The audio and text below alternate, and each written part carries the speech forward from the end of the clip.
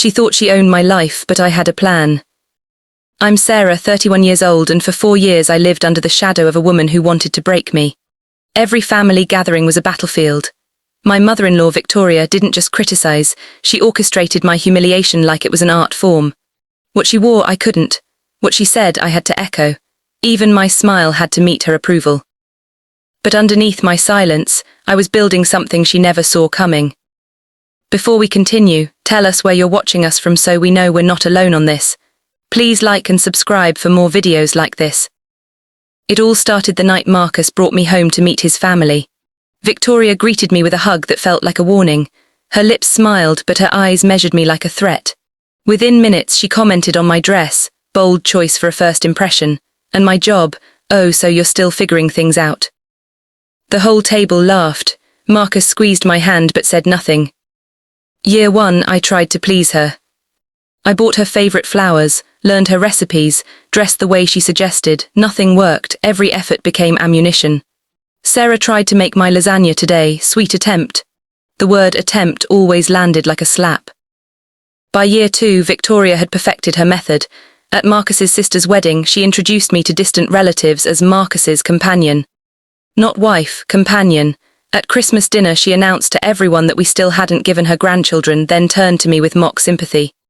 No pressure, dear. Some women just need more time, or help. Every humiliation, carefully recorded. That night I started my documentation.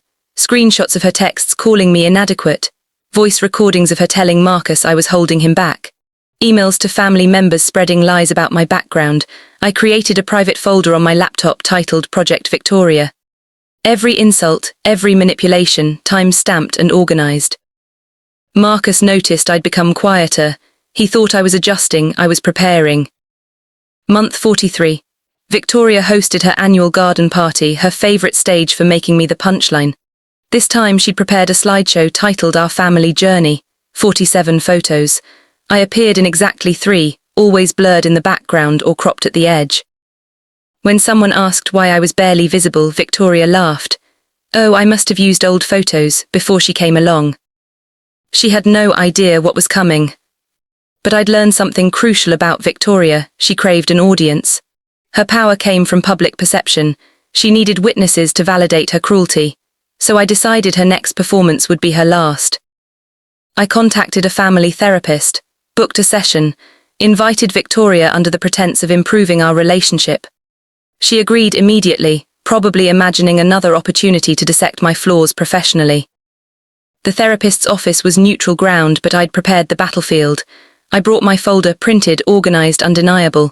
When the session began, Victoria performed beautifully. I've tried so hard with Sarah, but she's resistant to guidance. Sensitive, defensive. The therapist nodded, taking notes.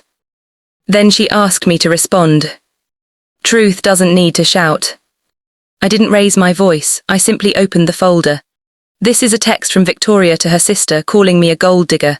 This recording is from last Thanksgiving, where she told Marcus I was sabotaging his career. These emails show she's been telling extended family I had a drinking problem. I've never consumed alcohol in my life. Page after page, message after message, 43 months of cruelty compiled and categorized. Victoria's face drained of color. The therapist's expression shifted from professional neutrality to visible concern.